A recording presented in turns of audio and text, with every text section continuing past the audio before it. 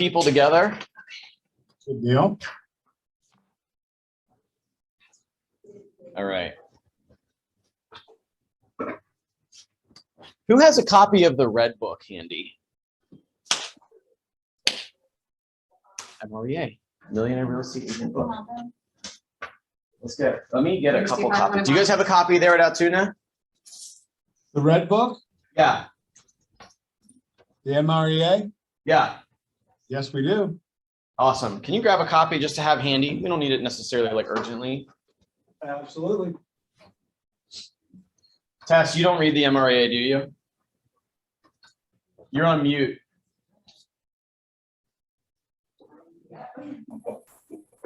Maybe. Maybe. No, I read it. Try and see if I have one on my. Alex, do we have a Red Book right in here? Yeah. All right. I might need it. Joe's asking for it. Thank you.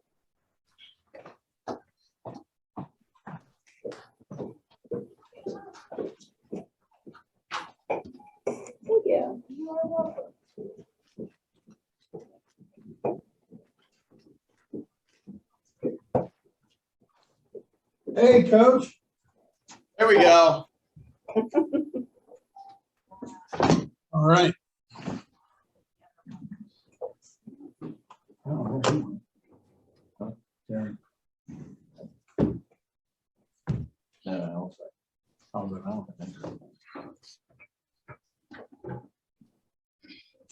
Okie doke. So I did a class on GPS. All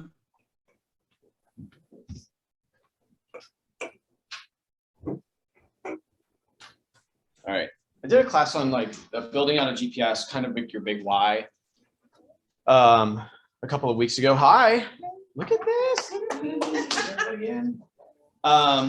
And this is gonna touch on some similar stuff, but we're gonna get into the business planning of next year. So this is the first of our series around. Good morning, Justice.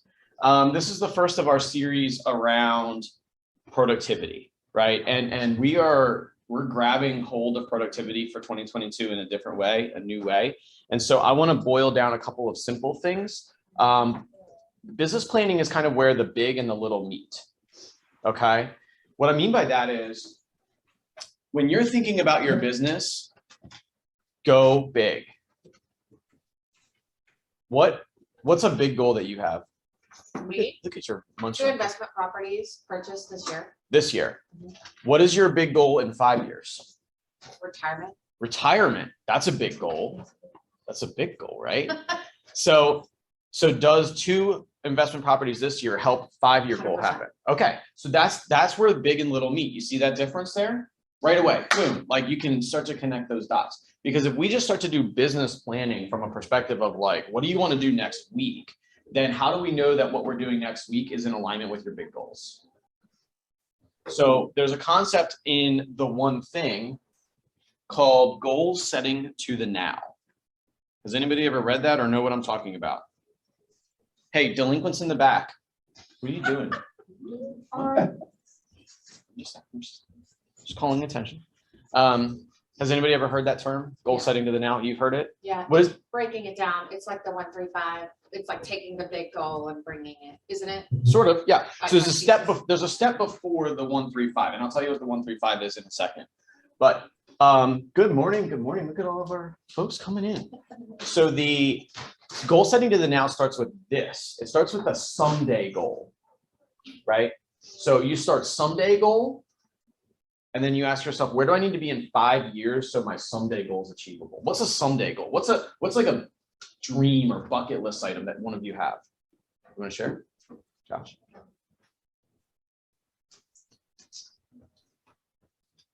It would be awesome if I got blank. Move to another state. What would that do for you?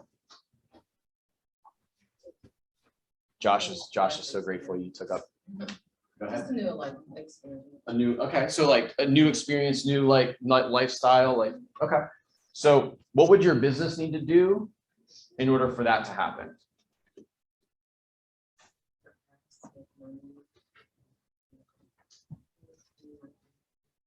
Okay. So for the online listeners who probably didn't hear any of that, you need to think about how much money that's going to take. You need to progress your business to the level where you have enough saved where you're like in a position to be able to do that. Did I paraphrase that? Okay. Okay. So that's a great answer. That's an adorable answer, but it's not specific enough, right? Here's how you goal set to the now and drive that down to small. You say, awesome. If I want to move to another state, how much cash do I need in the bank to make that move happen comfortably? And then you say, how am I going to get to that amount of cash?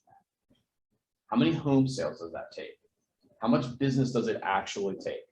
And then you say, cool, so when do I want that to happen? By when is a critical question that not a lot of people ask, or at least not enough, right? So if I want to do that, if I want to move to another state, or if I wanted to have $1 million in the bank, I've heard that goal many times, right? I want to have $1 million in the bank, right? I want to be a millionaire net worth, whatever those are different goals, but whatever. Cool. If you wanted to do that, by when? And what would that take? And so that's what we're going to, that's what we're going to talk about today a little bit, is kind of connecting those big to the small. And we're going to do that using some of the models of Keller Williams. I'm not going to overwhelm you with, I'm not going to like book you to death with that, but there's a couple of key ideas in there that are really important and extremely helpful. And we're going to connect them to business planning for this year, right? So for this year, what does your business need to look like so that those someday goals are actually achievable? All right. So everything we talk about is going to be in the context of big to small. So who has a big goal for 2022 that you already know? What you got? 100,000. 100,000. Gross or net? Gross. Gross. Awesome. Why that? I don't know. I was shooting smaller, so I wanted to go bigger. Okay. And I want to do more listings. I love it. How many listings? Did I want to do? Mhm. 5. 5. Is 5 enough to get you to $100,000? Yeah. How many deals does it take to get to $100,000? I'm not sure. These are the answers we're going to work on today. Okay. You see how that's going to work? Because like $100,000 is cool. What does $100,000 do for your someday goal? Gets me to the investment property. I would like. When do you want your investment property? I would like one this year, or I think mid-year. Okay. By Q4. Mhm. All right. When do you need to start looking for an investment property? Probably Q2. Q2. Or now. I would challenge you to start looking now. So that way, by the time you hit Q4, you're not winging it. It's not new to you. You're like a seasoned investment property reviewer. Like you're looking at numbers, you're looking at pro formas. Like this is how you build a day-to-day calendar that actually helps you achieve what you want to get to. Does that make sense? Like if you started looking at investment properties today, by the time you hit Q4, November, are you going to be really confident in reviewing those numbers and making a decision on the right investment property? For sure. Okay. It's totally different than starting that in November, or worse yet, winging it. Yeah. Right? Just like hit it like a train hits the end of the year and you're like, oh, I had all these big goals. I didn't hit any of them. Which one am I going to like try to pick up the pieces on? Has anybody ever do that? I've 100% done that. Okay. So I have 4 questions I want you to write down.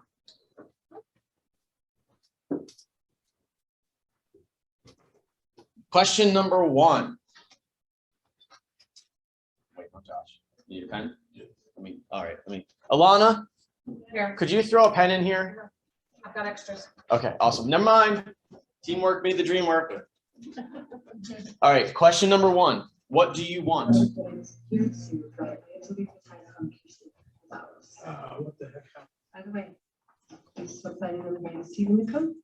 No, Steven's leaving today. He's No, with it's not, his it's dad not hooked up to tomorrow. Wi-Fi. Question number 2. So What do you want your business to achieve? we'll wait for the whole summer. When I saw him leaving earlier, he looked upset. Is that why? Not exactly. Kind of hard to explain. Question number 3. Okay, well, he asked me out on like an Who needs to be a part of doing this work?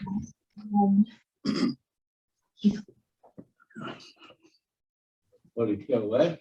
Yeah, disconnected from the TV again. Wait for okay. Question number 4. What areas am I lacking education or skills?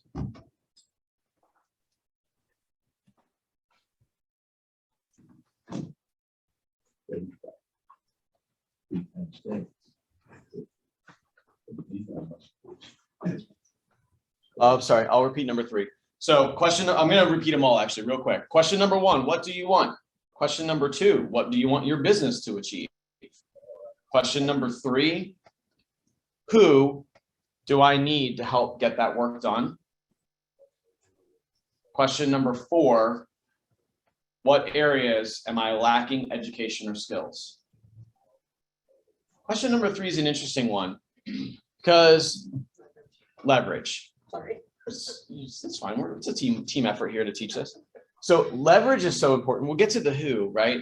And the other thing is like, you know, in this room even, right? We have a brand new agent or new agents up to people who have run teams before or people who might be growing a team. So think about that who question from those two sides of the world, right? An individual agent, you are all of the who's until you are not all of the who's, right?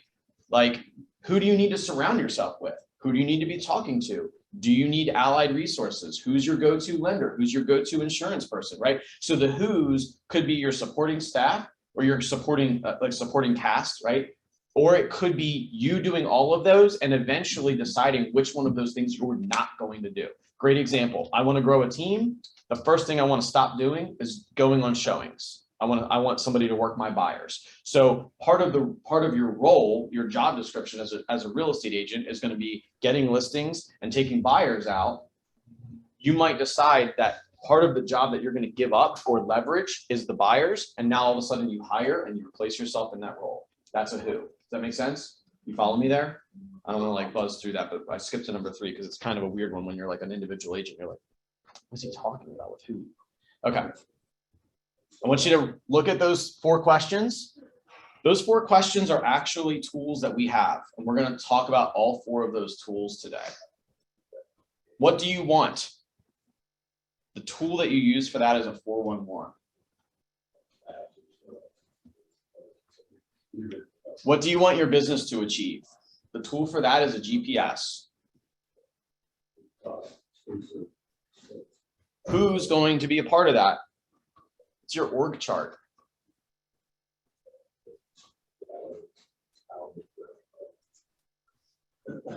Cheat code on that. If you're a solo agent, you are the entire org chart. What areas am I lacking education or skills? This is something that is so often left out. That's your growth plan. I mean, certainly. Okay. What skills do I need to get? What education would help me achieve my goal? Right. So for you, investment. It might be maybe joining an investment group or attending investment classes or going to an investment networking group and joining it and like starting to rub shoulders with people who are doing investment deals and maybe get you an off-market deal or something like that, or teach you like how to look for margins. Does that make sense?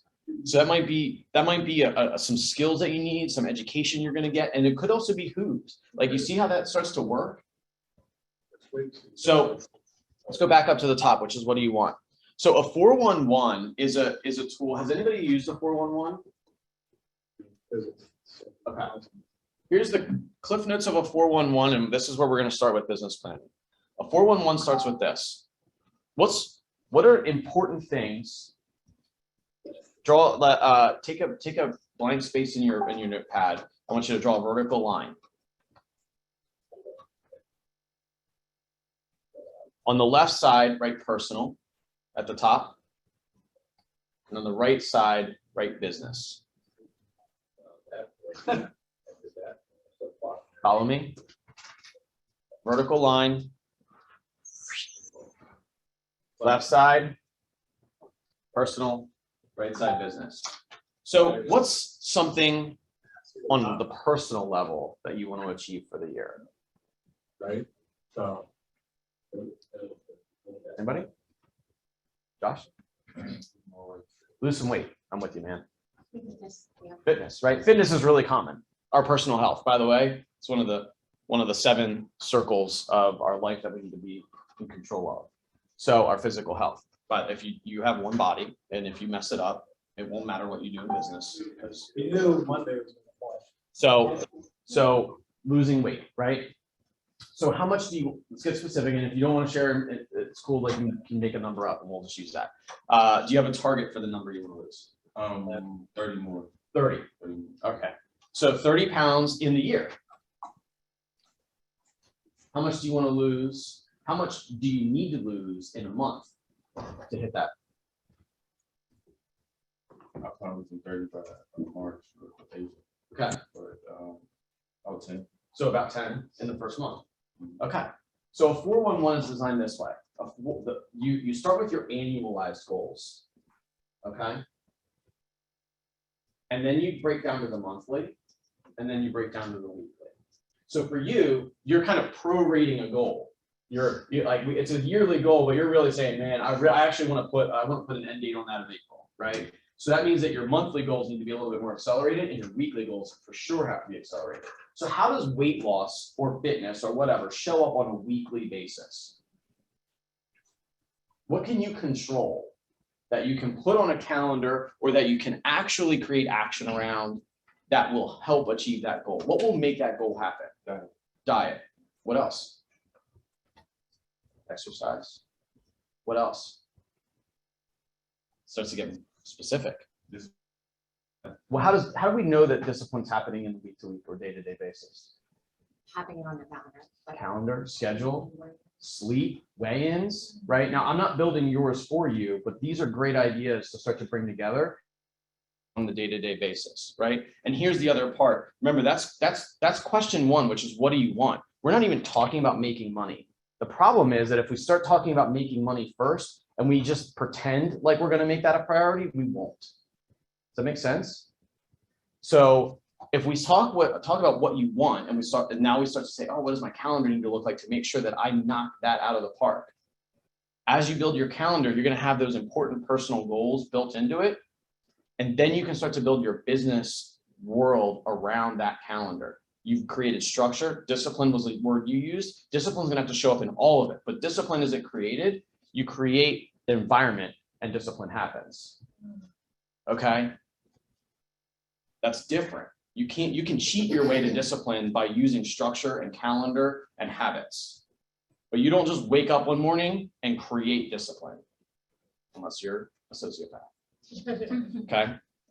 Which is cool too. Read the book Winning by Tim Grover, and there are people out there like that.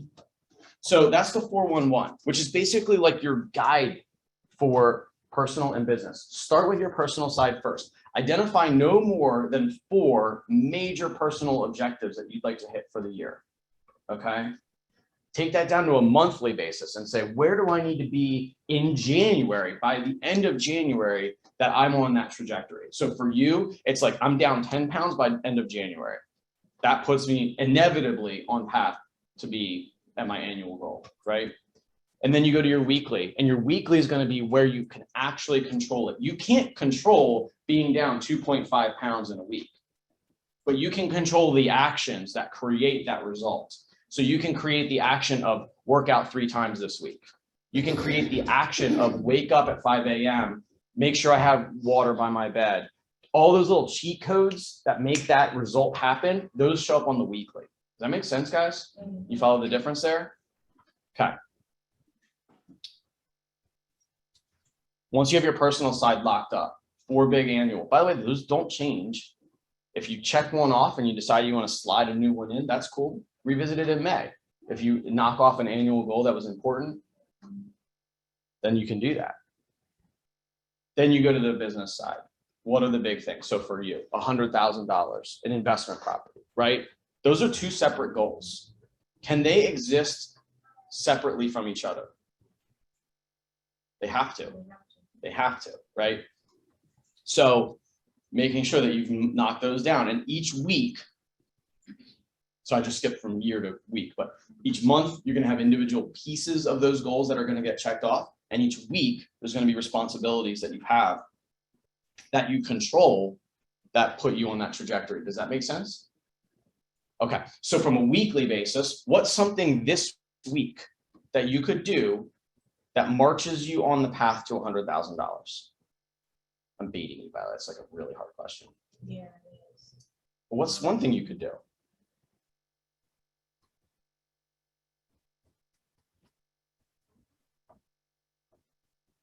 Okay.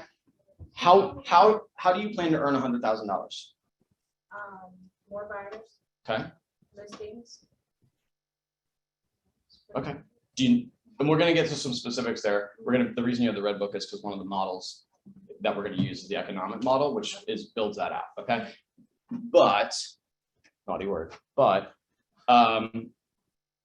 let's just say we figure out that number and we know that $100,000 requires 20 units. Okay. We can say with pretty good certainty that there are activities in real estate that will lead to sales, right? What are those activities? Getting on the phone, talking to people. Cool. So lead generation, specifically getting on the phone, talking to who? Got to get more specific. Database. How many calls into the database could you make this week that would put you on a trajectory to make $100,000? Maybe 50. We could start with, and that's the thing. Listen, like it's what I don't even know what today is, January 5th. Like we have time to figure it out.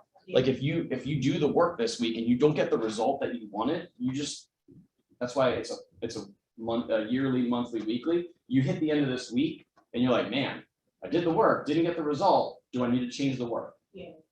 Right? That's okay. That's why every week you get to reevaluate and re-audit that. Make sense? So for you, you just went from, I don't know how I'm going to make $100,000 to, I'm pretty sure that if I make 50 calls into my database, I'm doing some progress, right? So write that down for a weekly item now. You just took something generic and big and made it specific and small. And trackable. Trackable, measurable, right?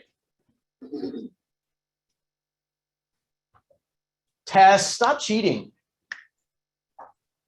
Under page 189. I'm trying to help you. Calculating how many deals she has to I'm do trying a to year to help. get to make 100. We're gonna do I know. that. Somebody's gonna get to be the guinea pig, and we're gonna do an economic model as a group. Okay. So, Okay. but this is the fun part. It's not. I mean, some people don't think this is fun at all. But this is the difference between moving entrepreneurially through life and moving purposefully through life. This is a journey from E to P. If you ever read the book, The One Thing, hint, do it. If you read the book, The One Thing, they talk about the journey from E to P. It's also one of the 6 personal perspectives of Keller Williams. If you ever get the chance to take the class 6 personal perspectives through Keller Williams, one of the 6 personal perspectives is moving from E to P, moving from entrepreneurial to purposeful. Who in the room believes they own a business? So you're an entrepreneur. Okay. If you wake up every morning and wing it every single day, are you going to hit your goals? When you look at Coca-Cola, are they a business? Do you run your real estate company the way that Coca-Cola runs their company? Think about that. Yeah. I asked that That's the question. goal. Yeah. So but I love asking that question to my coaching clients because it's like, do you run your business like the boardroom at Coca-Cola runs? Do you think they talk about drama and gossip and garbage conversations? Are they specific? Do they say we need to sell 150,000 bottles every day? Our production costs are X. We know exactly what our marketing budget is. Do they have it buttoned up like that? Absolutely. Do they hold each other accountable in that boardroom meeting? You see the difference there? Now, moving from E to P, moving from entrepreneurial to purposeful about your business makes a huge difference in the way that you treat it, the way that you wake up in the morning and show up. Like when I see, let me see, there's a couple of cameras off, so I'm not gonna point any fingers. But if I see somebody show up on a coaching call or show up to work at 11 o'clock in the morning or 1 in the afternoon, and they're like still in their PJs, if they showed up to the Coca-Cola boardroom meeting and they had to answer to the CFO, would they do that? Right? COVID has really blended that world, right? Because we have a lot of working from home. There's cheat systems out there. Like there are people that I know, I was one of them, right? So I was working from home as a coach, and I found that the days that I woke up and got the shower, got dressed on the exact same schedule I would have had when I was going to the office, I was like literally down to like tying my shoes I could 100% have worn my fuzzy slippers that said Papa Bear, but I had my dress shoes on because there was a difference in the way that I showed up and felt and the routine that created. That's that difference where you create those cheat systems about like, if you want to show up and be awesome or like lose your 10 pounds this month, like make that inevitable with the structure, the habits, and the environment that you create. So let's move on to some specific items about this. Okay, so does anybody have any questions about the 411? There's a really good e-version of it. Yes, the1thing.com. They've made it harder to find, but I'm going to tell you how to do it. You scroll all the way to the bottom of the homepage of the1thing.com. There's a button called Free Resources. And you can download all of the tools of the One Thing, including a GPS, including a 411, and including something called the Kick-Ass Guide to Goal Setting, which should be mandatory reading for everybody who owns a business. And if you click on the Free Resources button at the bottom of that page, the 411 is a tool that's actually done in a spreadsheet, so you can type it right on in there, okay? Do you have another version that you like? It's e411.kw.com. There you go. And it's online. You can type it in, it lets you add fields, Mhm. then you can print it up. I don't know if you could save it. That'd be great if you could save it. That's so the 411 that comes out of the One Thing, it comes out of zip drive, so you get all of that information all in one shot. That's why I like that. It's just one-stop shop. So let's move to the GPS. So first of all, any other questions about the 411? Altoona, Tess, do you have any questions? Anybody else? Okay. So the 411 tells you what you want.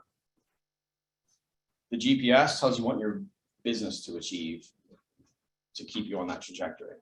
So I have my planner. This is not my GPS. It's blank. I have a separate page for my GPS. I carry my GPS everywhere I go because it becomes literally like your GPS in your car, right? What does your GPS in your car do? It gives you directions. It tells you where to go. Sometimes in a very sweet voice. Sometimes it says, turn around, right? This GPS is from the Bold Planner. Does anybody use a paper planner? Yeah, you would. Okay, so this is the Bold Planner. And the GPS is in there. So is your growth plan, by the way. I'm saying these tools I'm talking about are right there. So the GPS, I like their version of it because it basically is dummy proof, and I'm definitely a dummy. So I'm going to read you what they say on the GPS, just so we don't have to reinvent the wheel. Is that fair? Okay. Just as you use your car's GPS system to navigate your journey, use this GPS to pilot your one-year trip in business and in life. Design each priority so that if you complete it, you will achieve 100% of the goal. The goal, the G. Identify and input your annual goal. Example, 100 closed transactions. I have another one in the room. Example, $100,000 gross. Right? Right. That's a goal. It's specific. It is measurable, achievable, it is realistic, and it is time bound. Because the time bound being 1 year, right? By the way, you can write that acronym down, SMART, SMART goals. Because I see goals that get written down, and I'm like, how will we know we've achieved that? Which is a great question to ask against anything that you do in business planning. Because if you're business planning and you write something down as a business goal or personal goal, and you ask the question against that of how will I know I've achieved that, and you can't answer it, you haven't gotten specific enough. So G, goal. P is priority. Identify 3 priority positions. A priority is an interim goal that is measurable and not grounded in a single action, meaning many things must happen for our priority to be achieved. An example is increase sales by X%. Okay. What's your strategy? S. Identify 5 strategies under each priority. A strategy is a specific action that will be done to accomplish the priority. Example, make X amount of contacts every day. Bless you. So you see how the 411 starts this process. The GPS brings it all together to one document specifically around your business. Now, they on here talk about business and personal. Gary Keller advocates for a strictly business GPS. And actually, he advocates for a GPS for each of your businesses. Okay. So something to think about. The other thing that I like about this one is it has a by who, by when. See these little blanks at the end, columns that say by who, by when. Okay, again, goes back to your org chart. If you're an army of one, the by who is you. By when is really important, meaning identifying specifically when you want that thing to be done. So for you, let's just keep using real life examples makes it a lot easier. So $100,000, right? Annualized. There are activities you need to be doing today that will make that happen. Those are the specific strategies within your GPS, whether they exist or not, right? So identifying those specific strategies and putting some measurables on those and saying by when. So an example could be that for you to achieve 100,000, I'm going to completely make something up. Do not get emotionally attached to it. If it's $100,000, you need to be doing listing lead generation with some specific strategy around listing lead generation that's in place by the end of Q1, right? To be able to achieve that goal, or some other kind of like specific plan of action, specific priority. Then the strategies around that are going to be specific items. So forming a specific neighborhood. So getting 500 letters out to a specific neighborhood by the end of January. Don't write these down. I told you don't get attached to them. And then like, so, you know, some other things like that. And you can see how you can get really specific on some strategies that are attached to that. By the way, these are going to translate across from the 411 to the GPS. You're going to see that there's going to be some parallels, but the 411 is more about keeping you in alignment of like your big life goal. Your GPS is going to be really specific about how your business needs to show up in that world. Because like for you, 30 pounds is not an easy ask. It's definitely not going to happen at all if the only thing you're paying attention to is your business GPS, right? And by the way, there's 7 circles of life, like I was alluding to before, and you can lose sight of that, right? Like if you achieve $100,000 and the rest of your life falls to shambles, how will you feel on December 30th? Right? But you'll have hit your goal. Yeah. Right? Well, what's wrong? Because personal life means a lot to me too. It does? Yeah. Well, how are you going to make sure your personal life gets to the end goal too? This is the thing that make me happy, I guess. Yeah, right? So I mean, I was thinking too deep. no, well, I mean, that's a good answer. Do the things that make me happy. But you know, also, if you do the things that make you happy and don't pay attention to the numerics, like structured, disciplined goals, Right. then where do you end up? You might be happy and have missed all those things and you're like, oh, unsatisfied, uncompleted, right? Exactly. So I'll just give you guys an example. One of the things that I have on my annual is I'm very specific about the amount of hours I'm going to spend phone free with my daughter in every single week. I'm very specific about so fitness is like something for me as well. I specify the number of days I'm going to work out in a week, but I don't specify which days, and I don't really care which activity it is. So for me, if it's going to be kickboxing, or if it's going to be soccer, or if I'm hitting Thursday and I'm only at 2 days, like I'm going to figure out another activity. Like the most important thing for me is to keep moving. The specific how I'm going to do that is actually less important to me than the end goal, which is to stay fit. Does that make sense? So crafting, there's definitely a nuance to the way that you craft this so that you don't start to just turn this into a to-do list, that you're just checking it off and it's not actually working towards that big goal. It's not actually as significant as you thought it was going to be. It's not a to-do list. This is a living, breathing, action-oriented document. Make sense? Okay, who's going to do it? I basically alluded to this already in terms of your org chart, but I really want to challenge you guys, especially the newer agents, to think about where you have a need and who could be the person that would fill that need, right?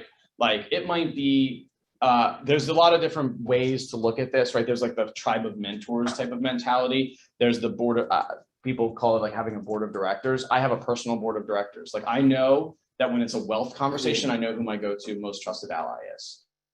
When it's a real estate investment conversation, I know exactly who I'm going to go to talk about that, right? But I also know that like, oh, I hit this like technical lead block, like an issue with a Salesforce CRM or something like that. Like, who do I need in my world to help me with that particular issue?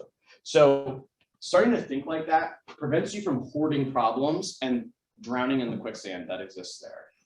So we see this really often, and especially for people who have a high pain threshold and are really actually high like producers or high doers. They start to hoard problems because they are good. They usually can work through things and they hate to give it up. And then they end up holding on to problems. And next thing you know, they're like drowning in problems, even though they're a totally capable person, because they're not bringing people into their world that can help them get through those problems. Does that make, like, you follow that difference there? So I challenge you to write that down. Who do you need in your world in 2022 that doesn't exist? And don't be afraid. I'll give you a great example. One of my coaching clients, ex-coaching clients, she is a powerful woman leader. I feel like I have a lot of those in my life.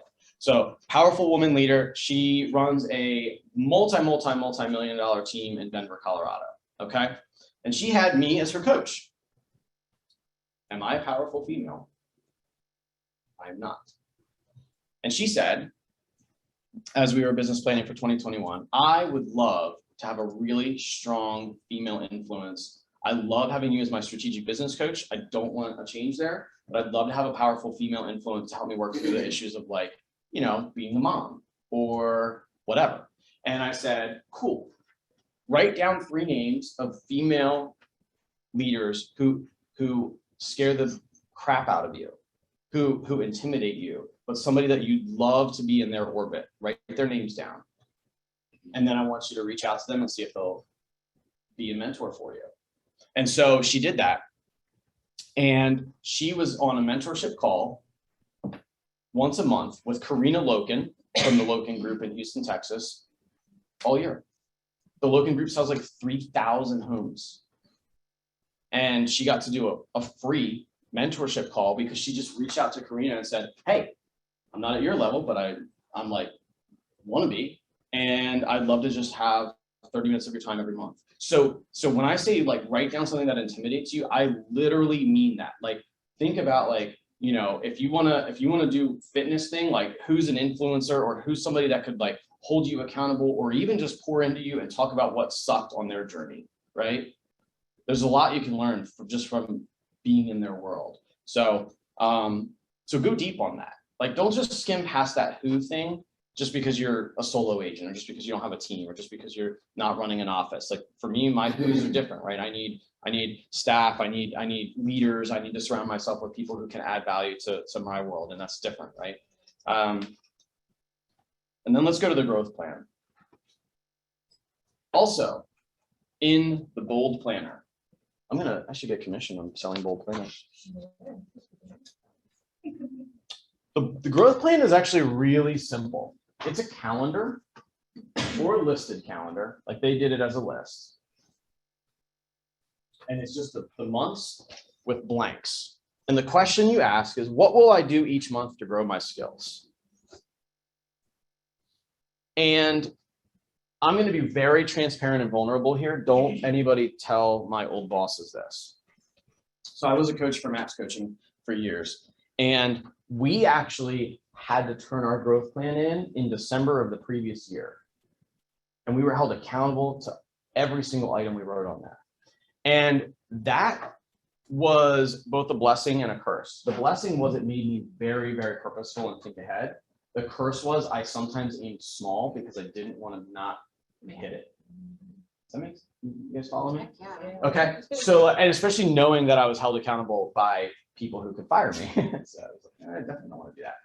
So my word of caution for you with the growth plan is to, like, be real and also push yourself. Like, you are, and when you're talking about who's, you are your own CEO. Would you let yourself off the hook of training as a CEO? Hopefully the answer is no, right? If you ask yourself that honestly and it's like, oh, I might, then you need to think about that, right? So thinking about what skills or what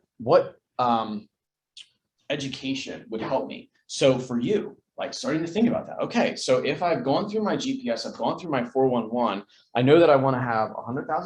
Part of that growth is going to be working with buyers and working with sellers, and I'm a newer agent. What skills do I need to learn? What skills do you think you need to learn? Systems, Okay, what kind of systems? every system, working with the to keep myself organized. So you said working with, and then you stopped. What were you going to say? I was going to say working with the buyers. Okay. So do you know that there's a class at Keller Williams called Win with Buyers? There's another one. It's called Win with Sellers. Okay. It's like really creative there. So we have classes, Win with Sellers, Win with Buyers, right? We have 6 personal perspectives that I was talking to before. It's a heavy mindset focus in terms of like focusing on self-mastery and moving that from E to P and focusing on the 80-20, those types of things, right? So look, just even in those 3, you've got free classes, you've got agent masterminds, you've got family reunion, you've got mega camp, right? There's a ton of variety of classes, and maybe that makes you ask the question, what does Keller Williams have available? And you start to dig in and actually start to look at what our education calendar looks like. When I see the disconnection between agents and education, it's because they're not thinking enough about what they don't know. Because I guarantee you, the gap between where you are today and where you'd like to be involves some education that you don't have. Right? Anybody get squirmy on that?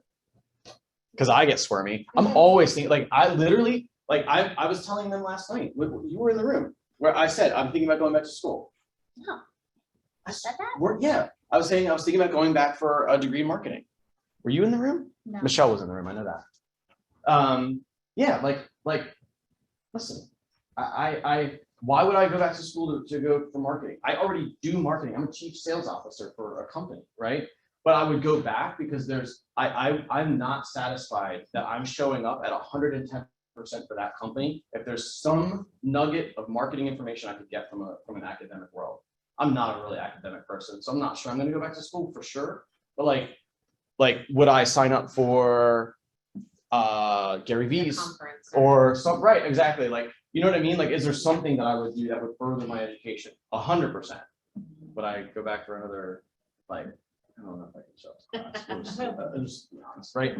But at least that forces me to think about like what my gaps are from a skill or education perspective and start to think about how I can fill those gaps in, right? And so as a solo agent, as a newer agent, that can be very, very overwhelming. The list of things you don't know is for sure bigger than the list of things you do know, right? Digging into this with a calendar attached to it forces you to prioritize what you don't know, so that way you don't get overwhelmed with the amount of education that might be ahead of you. Does that make sense? Because the answer might be, I don't know anything, which is a lie. Okay. What are you doing? Just Okay. zooming in on you. I'm wandering, so I apologize for the internet people that I'm like wandering around. So the gap between what you know now and what you need to know to achieve the things that are in your goals is where you find this growth plan. Okay. Great example. Let's go to the investment. Let's go to retirement, by the way. Retirement is actually a really good one. What don't you know about retirement? A lot. And so that's why this last year was like an immersive for my husband and I in getting our hands on anything, everything we could read about planning for retirement at our age. Mm-hmm. Not, at 20 something, you know what I mean? Mm-hmm. So we had to be really aggressive in 2021 about our investments, which we did. Yeah. So who did you talk to about that? We talked to an investment planner, like a retirement planner. I'm also a childhood veteran, so I talked to a financial advisor at USAA. And we just, filled out all kinds of stuff online. Yeah. So what books did you read? Oh, There was like a Susie Orman book that was lame. My husband, well, I was more of talking to people. That's kind of more of my thing, like digging verbally with folks and meeting with them. My husband read like 2 other ones. I don't know the names of them. So He who was in charge of them. who has a financial goal for 2022? This is easier. What will you, have you ever had $100,000? Have you ever made $100,000 in a year? No. What does your thinking need to look like to manage $100,000?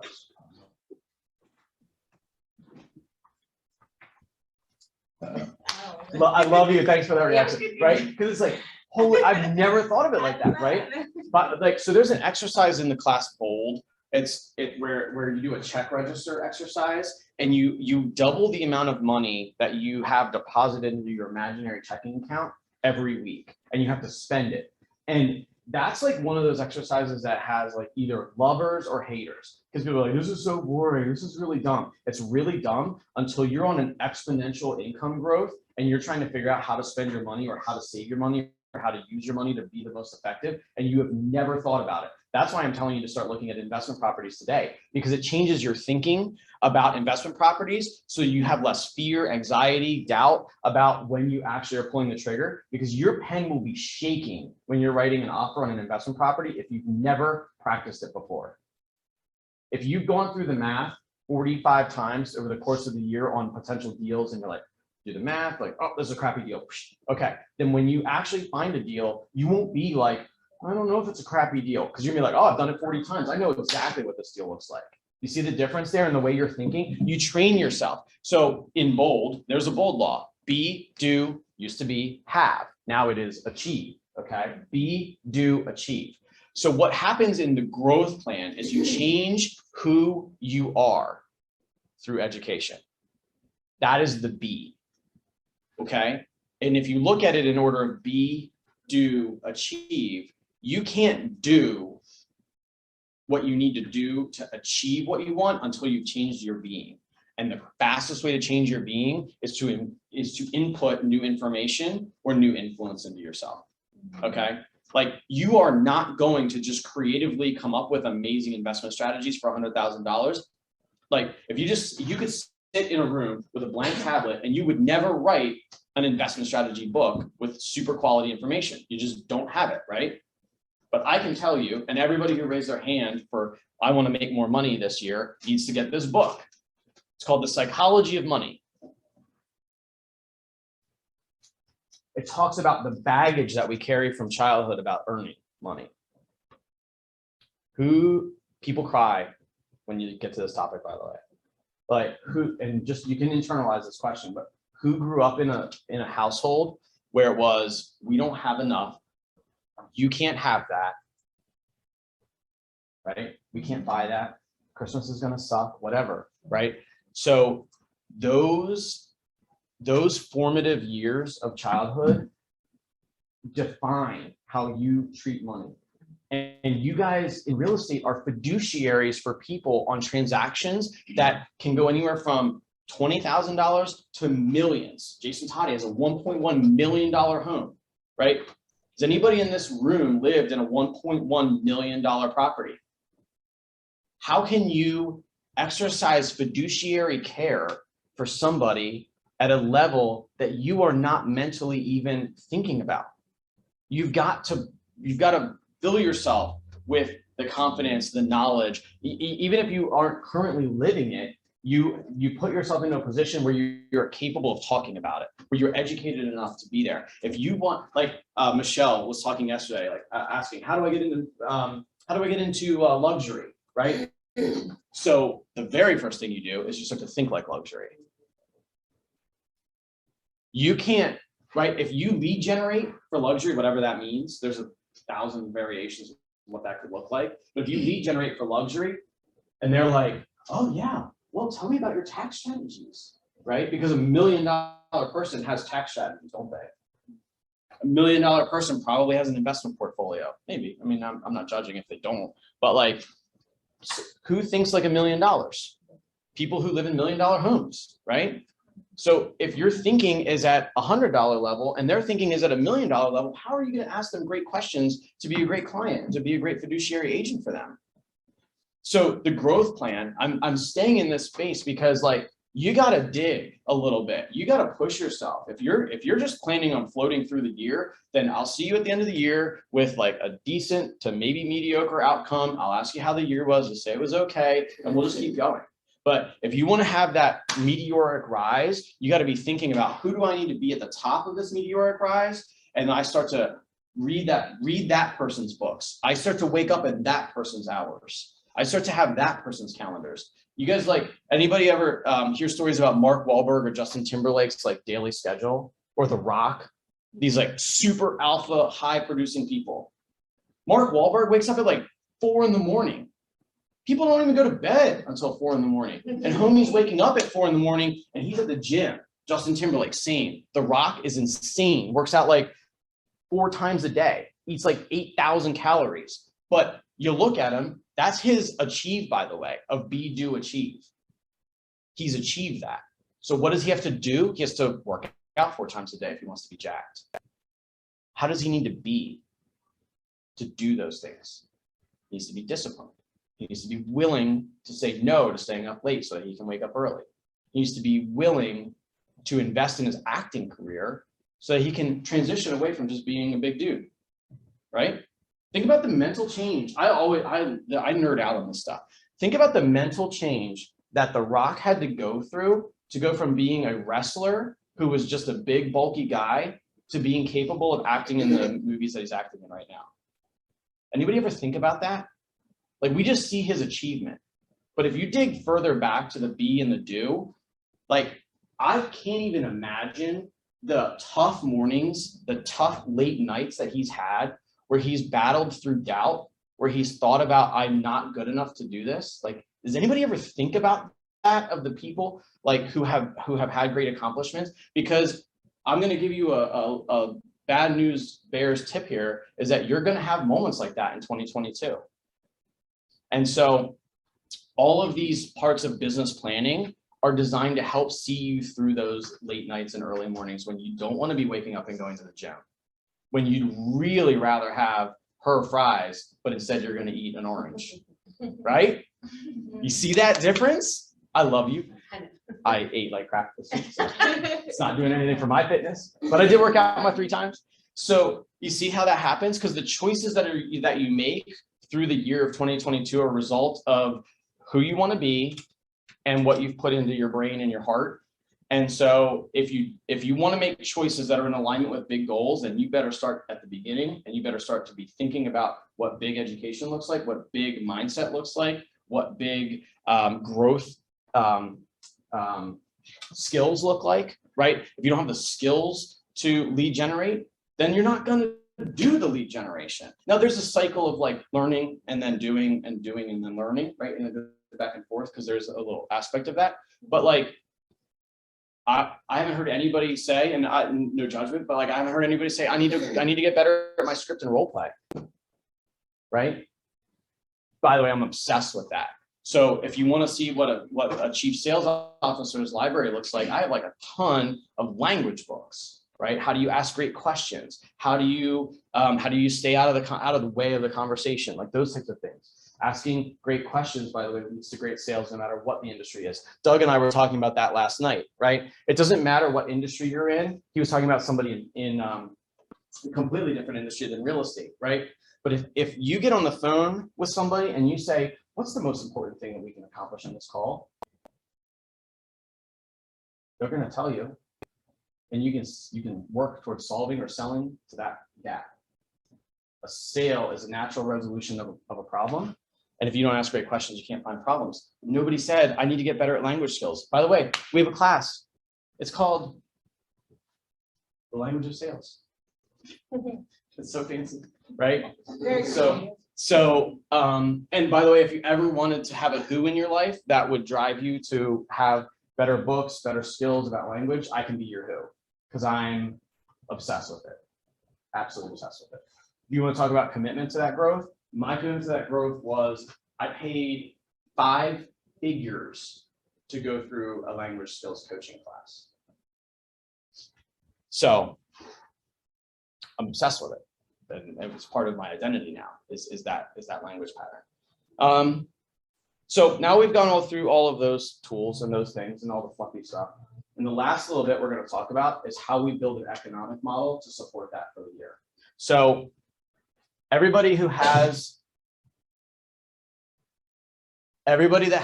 a financial goal, even if it's a unit goal or a financial goal, it always boils down to something specific and measurable, right? We talk about what your goals look like. SMART, specific and measurable. So if somebody says, I want to make a lot more money, always ask, how much more money? If somebody says, I want to make $100,000, you notice the first thing I did? I asked her gross or net. Because those are totally different financial numbers, by the way, right? So getting specific and measurable about what that goal looks like. So let's just say we're going to use $100,000 gross, just because we have a really good team player who's willing to share their goal, right? So $100,000 gross. If you have a number that you'd like to hit for your first year, write that number down. It doesn't exist until you write it down. I don't believe that you even will consider going after it if you don't write it down. So for the sake of fun, we're going to use $100,000. So $100,000, how many homes does it take to hit $100,000? You have to know the average home price. That's it, right? So that answer is different for Altoona or Johnstown than it is for Shadyside. And Shadyside's different than like the lofts in the strip or whatever, right? The redevelopment stuff. So like figuring out like, where am I going to work? By the way, answering this question helps you identify where you're going to work, right? Because if your average sales price in your area is 80 and you're like, I want to make $300,000 and I want to sell 25 houses, it is not going to happen, right? So you write that number down and you identify the average sales price. Take your average sales price and multiply that by 2.5%. So I'm going to use, for the sake of keeping things easy, $200,000 average sales price at 2.5%. Just because it's been a long time since I've been on that. I think our average year in 2021 was 183. 200,000 sounds so much Oh. rounder. So $200,000 at 2.5%. Altoona, you can just chop those numbers up a little bit. So $200,000 at 2.5%. That gives you your average commission per unit. Can anybody do that math for me? 5,000. 5,000. That was so easy. Okay, $5,000. How many units does it take at $5,000 per unit to get to $100,000 gross? That's 20, right? So that helps you build out your economic model. It's the start. So if you're looking at page 189, as Tess shared, in the MREA, it breaks down how you start to work on that, because your 20 units is made up of both buyer side and seller side transactions. Okay. And now you can start to think about, how are you going to lead generate for each side of your 20 units? How many of your 20 deals are going to be listings? Because you're going to hunt for listings different than you're going to hunt for buyers. And by the way, your listing should generate some buyers if you do things right. So now you can start to formulate what your business plan actually needs to be to achieve your 2022 goals. Okay. So Andrea, can you share my email address in the, okay. We're going to probably go a couple minutes over just for the sake of me getting into all the fluffy stuff that I like a lot. But my email address is joeccoaches@gmail.com. I would like for anybody who wants to be accountable to their 2020 goals for you to email me a summary of this process. What is your goal? How many units and how did you get there? Okay. How many sellers will it take? How many buyers will it take? Because we're about to go upstream from this number. Once you hit the number of closings that you want for the year, oh, yeah, Tess had so once you go upstream from this, you take how many closings you need. So we just decided it's 20, right? Let's, for the sake of round numbers, use 10 buyers and 10 sellers. What is your closing rate on a listing? what percentage of your listings actually go to the closing table? Yes. I mean, Oh, I'm sorry. anybody can answer, but you just spoke up. What's the book? The book gives you an estimate. Is that in the 80%? 80% is a good number. Yeah. If you take a listing, now here's the thing, in 2020 and 2021, it was almost 100. Yeah. If you could even like find a listing, it was gonna sell, right? It was 100%. In a more balanced market, it's not 100%, right? You're gonna take listings that are gonna go and expire, or you're gonna take a listing and you're gonna find out that the title's jacked up or whatever, right? So let's use 80% on that. And then go upstream.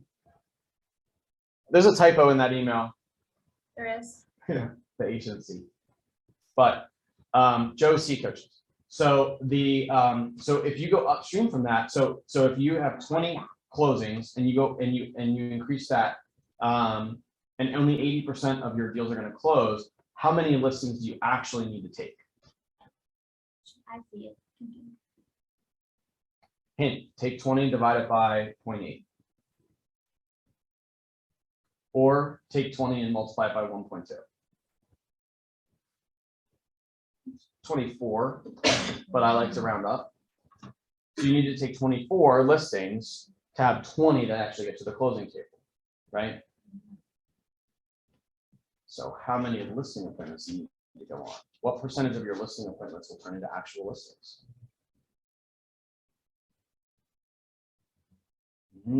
Now, here's the thing. So new agents, you don't have this data yet. You literally do not know what your closing percent is because you don't know how good you are talking to people. So I would err low as a newer agent. I would go down towards 60 or 70%. My business partner and I, we were obsessed with the math of our deals, of our business. And we were closing at 94%. If we went on a listing appointment, 94% of the time we walked away with a listing agreement. And we did 150, 170 deals in the last year that we were in production. So we were like, that number can change. And so you tracking that number helps you get better because go back to your growth plan. Now, if this isn't year one, if it's year one, you don't know. You don't know what you don't know.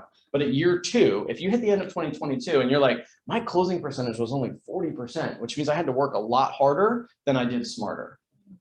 I would say that your growth plan, your education probably should include language. It should include selling. It should include working with sellers. You see that? You see how that starts to work? So I just want you to dig in a little bit. If you're newer, I've used, again, probably 60%, give or take. So if you go on an appointment, there's a 60% chance you're going to get it. Okay, so 24, pull your calculator out. Take 24 and divide it by 0.6.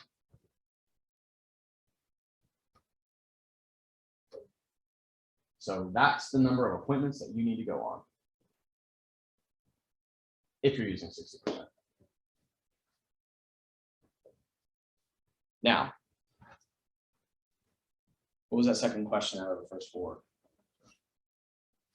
Say that again. What was the second question out of the first four that we started with? What do you do? Well, I mean, what do you want your business to achieve? You just got a number that you can plug in there that will help educate what that answer needs to look like.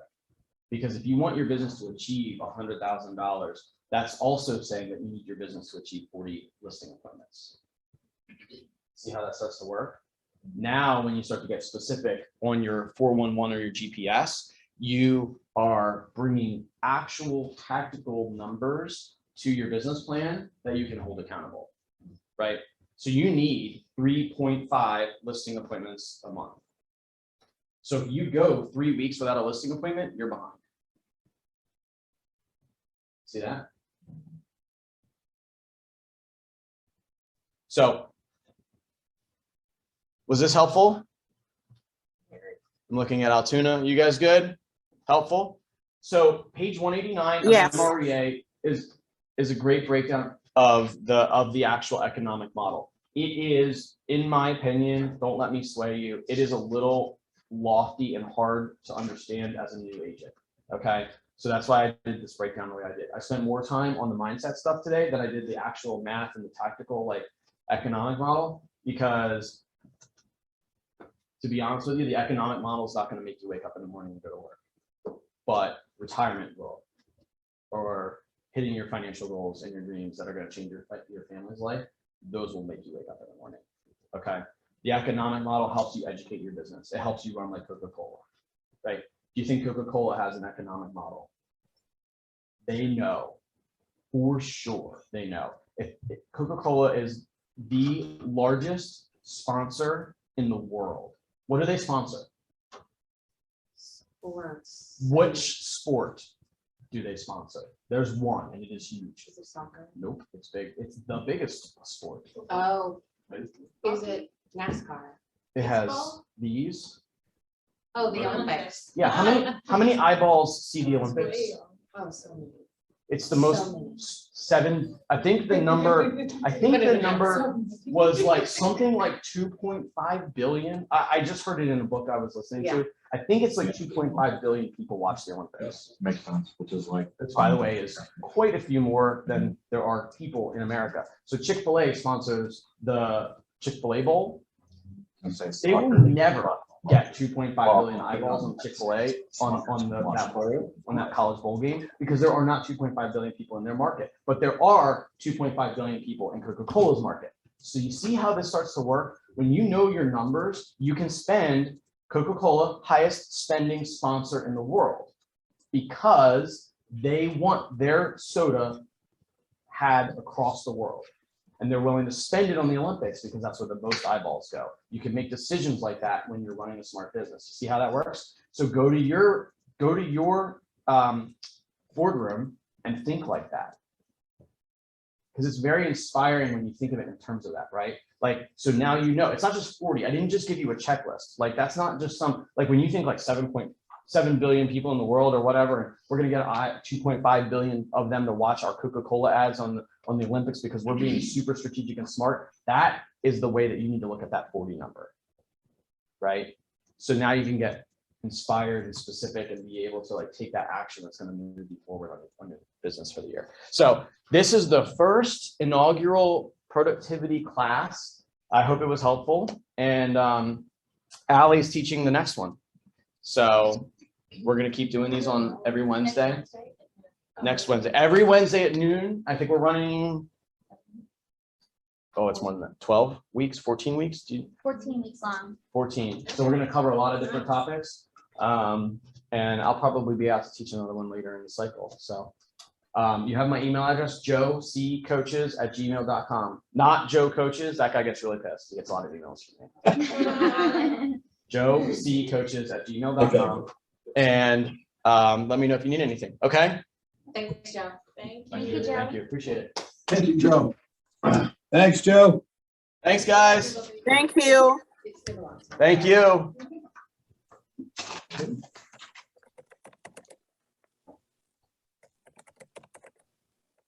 That book.